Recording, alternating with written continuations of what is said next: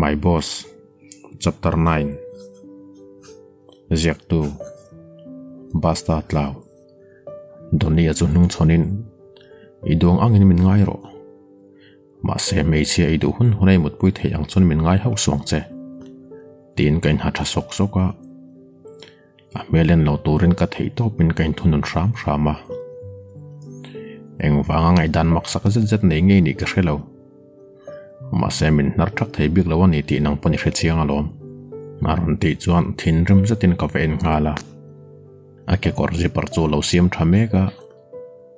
A om pharlai lap ruakang ka mu chuan ka thodeu hoka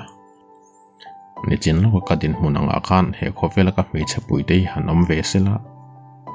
An tal chok thei bik mi alawang Ka thil ti dik lo le ti sual chu ka pom thlap Ma se ka ti sual non le to turan ni lo Soi tur dang nei to lo chuan khong in ka ru matang hen min chua san la I chunga kolom khopang pa ngai theyang berin ka tia Makni mel taka min en paina phun deuh hluka Ati sa chu hangalin Tuna chuan lam en kol thari phat ro Win le nak tu lam kan meeting na ronin nan lo la Khatiang ang mel pu chunga ka tho pui tanan mu che ni chuan thalawang Thil poi mo omani chuan ran pain kain thretir donia Zaidam zeta ti chuan makkating ei mai Eng tin nge mi zia hi olsam taka thlak phut thei bik le Trong na chang khela baka din ngoi ring awang chuan amit kau ron sanin Kalama ron kuna Ka muya ron fob zewin a to nung le ngala Hadam takin ilo omdonia ti na chuak zuya Ka din ngai chuan reife ka ding tlok tloka Tin nge ke hi ka hadam theyanga Khatiang te hret baka chunga thlendir nuwa hadam turin min na ti zui Ka hadam adu tak takani chuan ka mu phak lawa omse ni mai Barum lama alutin tuilum sat haber wara chuan kain chi awang wanga Ka boss perin hadam turin min threla ni lom ni Keima chawa heti ngai tu hangun ngot ai chuan Ka len haranga yani Karil roi pik lutuk po zia deu ma na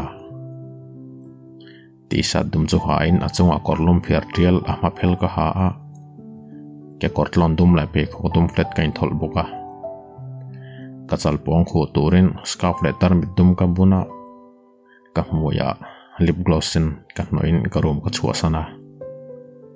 Hotel kota chuan dengin ka kaltun nalam ka ngai tu a Taxi lo tlan lai chu pharin Mariana Beach lampan turin ka tlan tira Tuna karil ruha na hi tui puilan bautir ka duni Mariana Beach kam vela mi pui zinwai nuai chu kathir wangwanga Nulale tlang val rual lim mel zeta tui cheng hau chu ka odru tak zeta ni Ka pei kok su hlipin treu vuta chun ka kalpeya Ka mianga min ron aw vak rei ka hret dolin ka hoi kual ngal ruaya Somte a lung lei lama rem pui te then ama om chu ke kor bul chau ha chunga kalam pana nui var chunga ron phei ka muwa Makte zetin kalau en reng ota Ka kianga ron din rol chuan ehe somte nangmo te dai cha chuan Aba makte tlat ve ka tia Kanu Cancer Institute muna kan ruaya Tuna ri chuan a thato Naktuk lama Mizoram a ho chau kan tuma Kaleng kwal mai ani hi atia Somte anen kanin mu chu kalom ngei mai Namdang mel hretom lo na kara Mei chia ma ni chawalen kwal vel chu tha ka ti lo Ma se ka mel hret nei te panian man box si lo Amba ka Donia chung ti kong main kalen pui lul lawang Nat na min thlen tu nge yani sia Somte anen mun ran akan kal kwal chiama Ka phone mang chon kan selfie dun na sa lebok Thalak le to maka phone kalik lai tak chun ka number save la watang phone caller on thlen chun ka reject maka Anu de ula karon ti non le chuan Thin rim zata ka pick up rolin Tunge Vin zatin ka ti hro ka Khoya ngai om Tia donia na ron ti chur chuan Tunge ani ti izorhan pa kira ngai to lau ti ka hria Ma se ron lui ka chak de utlat Tunge ni a Iron dail suran yang Tin ka off ngal da ya a thin rim hle ngei don ti ka ria eng wang kherin nge lim taka kom lai ber kher min ron phone ni som te an I thamo ati chon bungat bain thalutuk casino cinema hall avakalila tin ka som ngala som te an cinema kan enzo meu chon alo tlai de udwai towa kan uzuran mu ve hrim la hunila nei chuan ma sei chau viu chuan kan nor lui lo chenia som te an ati chuan nui ver pain chuti kalila ma se tlai lutuk lova ho ka du don ania tin cancer institute lam chu kan pan ngala lungai su Chowdhury hotel thleng ka thla ho don chenia atia som te anu le paten ka melan mu chu makan ti mel khop mai an rola zan re ai ve nga turamin som lui tlata wangin ka ai ve ya ka hlimin nom ka ti tak zetani som te chung ko nen hian a ran patakin kanin po em lava kanin huani khwa point kanin kalpel liam mai zelani ma seram dang an mel ka han mu meu chuan ka hlimpuya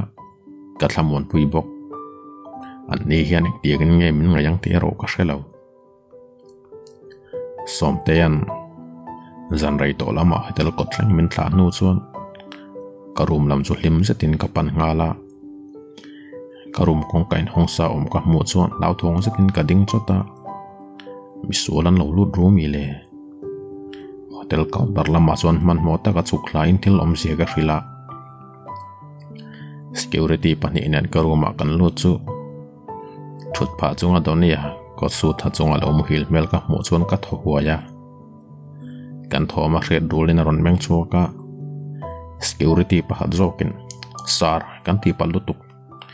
mission misulan omani arena wangin min ron kawa lau mel zatin ti chula a kodron par chuakin zaijira chuak turin atia chumi pa chuan ron thau chuak ve ngala security te man mo zetan chuak chu maktero deuh takin ken zui ringota khoi angai kal ati muka ilo boina turom lo eng wagin nge karu mai lo lu ru ka chuak mal ro lungoi lo zeta ti in katar min escap chu ka da thangala ka ban pakhata ron chel pain ka boina turom lo mo kan huai na thokin ya idam that lo wagin ka chol ha dam tir chea chu tiang ang om lavin nu mi lo to lamo ati chura ka thian te ke nga hlim ta ka ko ma wangin nuam to langa min nga ya mi ka ti let ve maka om dan moi hrelo hle mai ke hi he hotel thu ber ka ni ti le lo pe tu che ka ni ti hrelo mi ke ma wa na tho tur mui ni ti in riam min ron masala vin khoi mun amai kal to tur ani lo ati maka thin rem za tamel chau pain mi hring chapau takini inwaya hian ka thok chak view tur ai lo nga yamo tu na tang hian ka na ka ban san ngal ti hero khur darin ka tia nazata min thin nok pain I bang ho lawang kum nga chung contract kan sign ti hriam izel bang izu do ni chuan I thu ni mai ati hroka min thing na salatuk chu ka chaw nok hi alin ka hria ka bana chuan ala chel zum reng le ngal ngatinge he pathun in noya hian ka lo tluk lu ta kherle kain hota ka zetani he na min ko mu tu ka nu le pairo ka dem ngot lo puitlin ka ni ve towa ke min ka ma chon thei ngai turani eng thil chia nge ti tura min la be sei ka thei ang to ka thain na ka thok ve thau sia ka mi mal nu na le zel chon ron in roli du bi khau lawang ka ti taringota min von na ku ta thlar wol chon ka ban chu ka tuai ngala donia chu thut pa thu thla nok pain min nei turin ka du cheni ati zoi sapa ka thu hria ta wang chon ka mui hi alin ka hria eng ang mi nge ni alawin ngai te hrep le adu du nei thei tu rain ngai ani nge yang tin nge ni ang hi mi zo jing anom thei zo anu le patin an siam su la ni nge yang olsam taka chu tiang tho chu mi chei lo mut pui to te ho thlem lung oina ni mang fo to nge in karing ke chu mi chedang nen min khai kin du su nang ne na minute khat je tom don po hi shom ka ti ni ka ti luaya aron nui ri hoka aron din chu pain do di soya ni ti in thriam nang hian min thlal helani ti pain oma min ko bet ngala tal chu tu min ka be tang tanga ti ngai na ka hret mai lo wangin ka ta chuk me ma se he pa mole atak sa si chunga mi tui ti tlak ka du boxi lo ka mui chu ka pet fana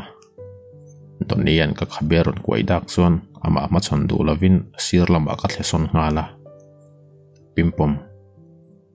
makte tong kam deu takaron ti rol chuna room deu hoka rang takin min thla ngal boka tuin turom na ram chu panin in class no ne chu ka in thlit ngala ka nungla matanga donian min ron ku rol chon ka phuzuka glass no ro ka ken chu chuata ka thlau ke ngala min tharo hetiangin omsu mang ang se ta ka ti chuan ngai poi mo lo mel takin ka ngong bularon tholum hama kadang lam tura ni lo he mi hring cha polo tuk ko ta kain barlu to tur ni lo tin kain foi rumol mola pimpom thom tui kher mai itak sapum mai hi foral vek mai ka do ni ti pain ka ngong le beng vel chu liak zewa ka tak salamin lo dong song thalo tuk chu ke ma kain ho hial zo kani akut pakhat chu ka te zon kor sana da in zoite in akut tang pakhat chu te kwal del dela mai mi chiang chu in ka om ka sep dora a hreom nge no mi ti zo ka beng na vak lawa se chung in atia karil rukil khata tang chuan tu na ka om dana wang hen kain ten ngoi ani ma se karil rudu dana ngin ka tak sai ka thunun thei boxi lo donia phone ke korip te mi ron ri ka wang chuan ka meng chuak deuh ko ka akut pha chunga chuan ka sik vak ringota phun luk pain min ko na ku chu la son ngala a mel ken chuan ku toi deuh wat pain ikutin khatanang che ati luka a phone chu voi ni na ron rinon le ngala tu ko ver kil sir lampan phei pain a chang ngala eng wanga ka ru mal om reng nge mo ni le ka phone chu phorin ka on ngala ka phone a chun don ni 11 hima miss call lo om nuala avamak ve kanu pon voi thum lai min ron bia ka tum ve hetiang in voi khat mala tingai si lova atlai view to ti ka ria ma se apoi mo ania karina wangin kanu chu ka call leta a pick up ngal wata khuang ri ka hrengal buka ngatinge phone off the izel ipute biak zola borla iron ho man donem zanin an lumena naktu kan vui liamang in su chungin ron tia ka helole nu kan na tho hi alak lo chun karon ho thei karing nakina chan chin chiang zo kan karon thailang che tin phone chu ka da zuya amak le mai kan jin don lai khan chat thlamai om mela pusi lava kaludom chungin ka kuna eng thil nge nia donian kadara ron chel pa ti chuan mit tuitling piau chungin a mel ena hoi chuakin kapute a boral ni doni khongain tuna min hotir ro kapute a mel mu ve ka du ni kati tham tia ka kabul thut pharon thuthlain adara kalu matin min kuwa naktu khovar ve lekan hodonia tuna chuan muthil tum re potla zaidam zetin atia min kuwa danang ang chuan ka om topa ka kuchuran chul hleu boka makdak main ka hadam deuh hokin ka ria ka har chuale meu chuan khuma pun sinin ka lo muwa ka hoi kul ngal ruaya kongka tanga donia in bol zo lim ti hriat chita ron lut ka mu chuan ka thau chuak wata in pei huna kan ho donia imuthil hlan khani nuina ron phona kan ho tur thu ka hrilani o ti pain tuin turmin ron peya tolia ei turin sop ka mu chuan eng ma sui lavin a mel ken deuh ha in siam zo heng hi ei donia ka chung tele ven hima po kan rolin an ho ve ang keipo thil ti fel tur kala nei nuala ka chuk lokang karon le donia ka rei lowang boi nei ni chuan min ron thil vat ro tina chuak ngala in ngai to buaya hun lo ti ka ria kain bol ngal sok soka ei turan sop kei line ka phone ron ria kapika brualin somtean kan ho to do na karon thil che ni hi nang poi ron ho do na min lo thil ver o nui hak hak wa ti chuan ke ni po voin lama kan ron ho ang kaputea electric venga mi borala kati sapa somte a chuan min tur pui thu vela ron soiluama kanin biak zo chuan kataron chuak ngal ema tu manom lo boka ril ru thol hok khopin katap chiama kamit tui hruwa kain sut lai chuan izia deu to chuan kan chuak do na mi donia na ron ti chuan ka phu deu do ra min ti hlawalon en tik lain ngei ron lua katia ala reilo kan kal thei to em ati tuang pura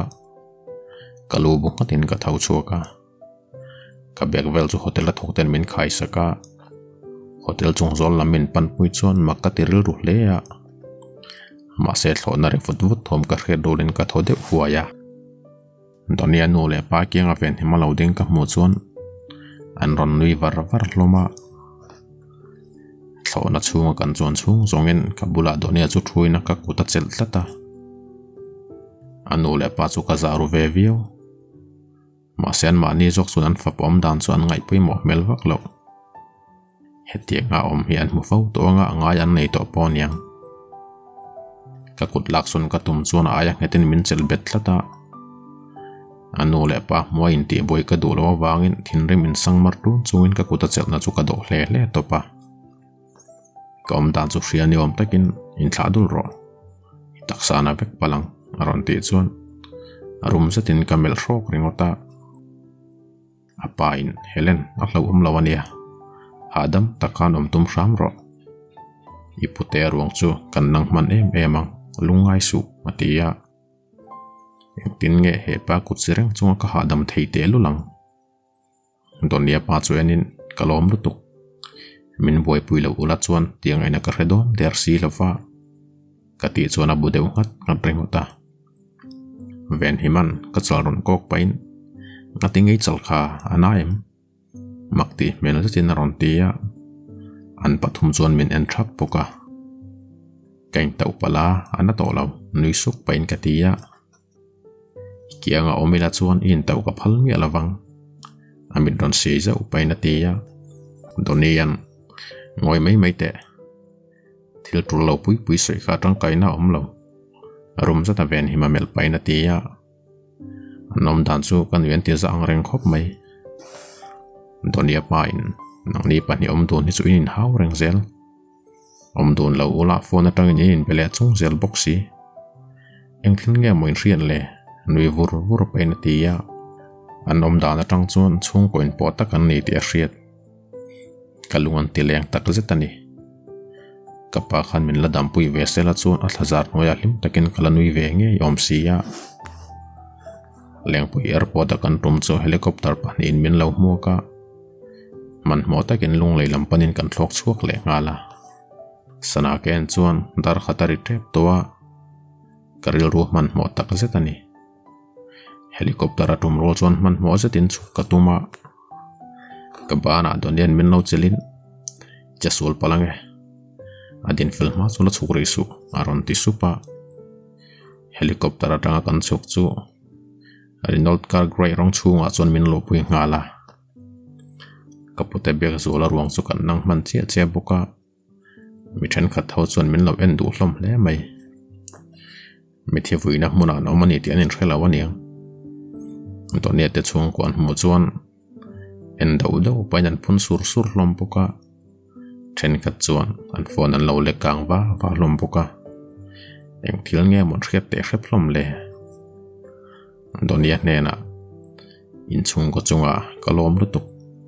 indu le va hoto ula hela inom ver chuna thalawang abeng bula chun kati sapa chiang zeta min ron mel paina bu ngata apa bula chun engemaw soina phun sur ngala kalam ron hoile ngalin nakina karon kal le ang i thom novel hi heta khlang thladon nge ni danga inin lama karon da sok ton ati chuan min hlan thlak sak turin katia kanu chuan mit bui deulu chungin tonia chu chi baya ilo boi pui ani mo kalom hle mai iman huna kanin lamaron leng ve ngay ro ati chona bu ngata donia te chung kon kal liam che chu kanuin min ron ko pain Helen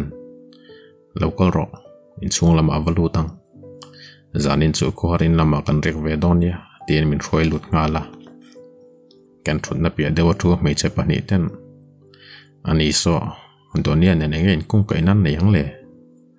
ni chian om dan te kha mi dangan za pa mi alo nu pa ang mai nan ko sa dun ton yang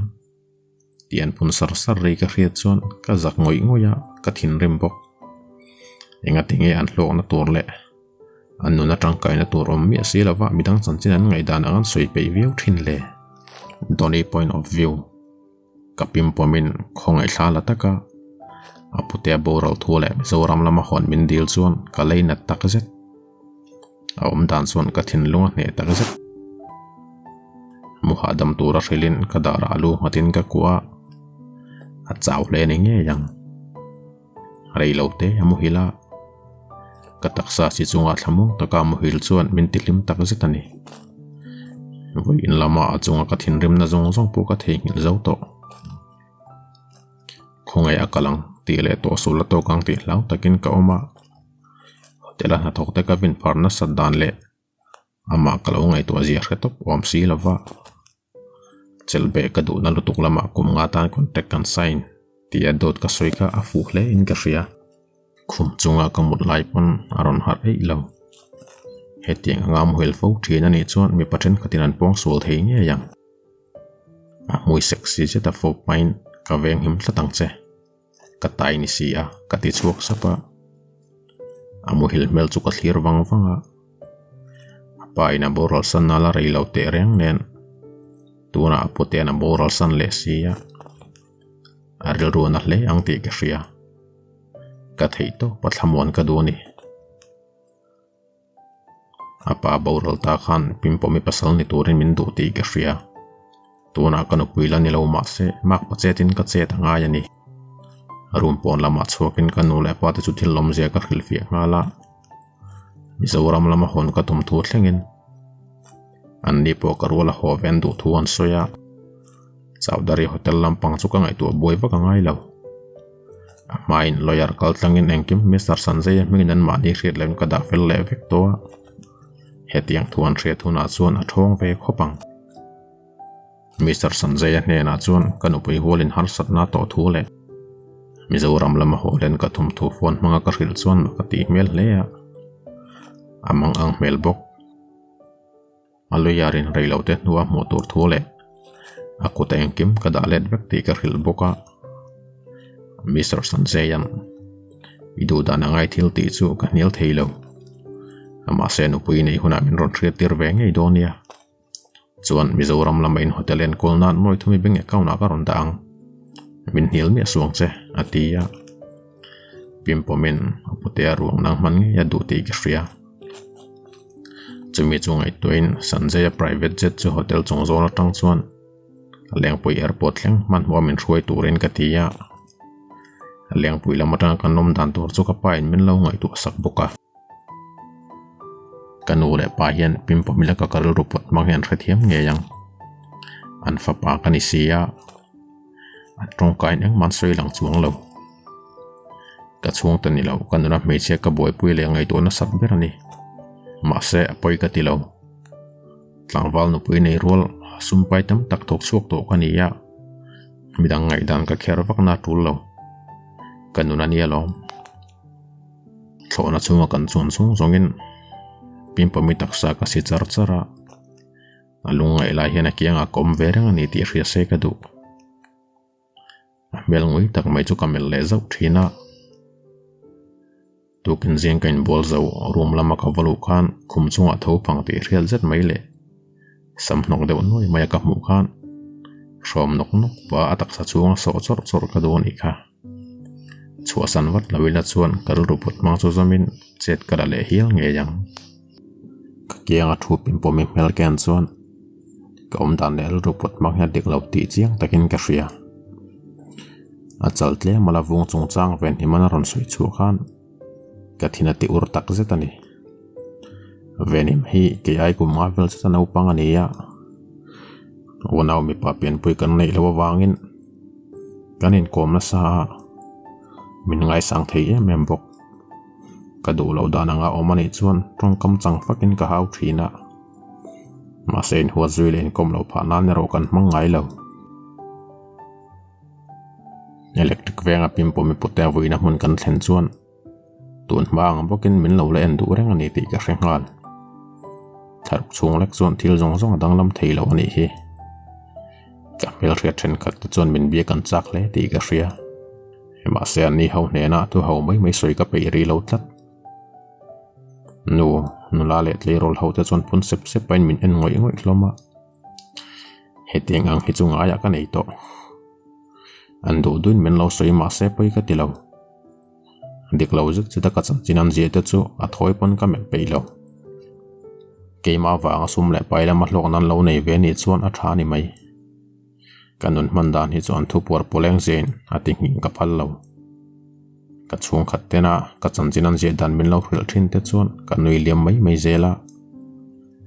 pimpomin hori turamin ti chuan ka nil ran lo a chan chu helai munan boru ki kan thena tang khana dang lamani chumiti top tur chuan kan kalsan watangai ven hima chu kan hotel lamati turani awangle hotel area du wangin taxi mangin min pian sana kan ule patenen kanin chunglum nge mai kan thleng lut le thei chu kan lom hle kan nom puiren om tak no paten engkim kan nom la yang thlepinan lo en kol thina kapain i chau mel le mai mutha dam tumro tin ka dara ron beng thak thaka kalu thing chungin anila ve ka identify lu kanga pimpumi pute tein lama ka vakal le ngalang kati chun kanunen phoga zatin min lo ena kanuin pimpumi ti ai lo soi fo thin kha heleni somo boya kanui te boral tai soi mok lo ti thina ti angai ko ti hi aman revem aron ti hluaya no isoi hawa mai tin karum lampanin step karapa kapain voini chun walanga photo lawang ke mani wangin an mithi vui borok po danglam ve kani kha idu le zan lamai mo naktuk lamai vakal zok donia atia to nakal du view maila an borok ti chetu kani theitlat zan lama ka vakal zok mayang to na chon hadam takam muthil ka du ni nizan lama chin khat po ka ching lawa kamuta chuak ve tak zetani kamuthil lai chon ka taksarun zat deu mer wangson ka har deu ko ka omrok kung chunga kan model chorthin ming thon sangi koreng ma halawa alo thu ka mo chon makati ngei mai engtin nge ka ru mai ron lu theizo kanu le paten omlawami tin sana chu kena zandarit vela lawniya ka omzu del pain inu le pate chun chuak lo nang ma lo ompui ri tur chen min tia ngatinge min ron biak ngai mi alawa ka ngai thin zia che hi hriem tin ka oma thut na chu ti hniam tel tela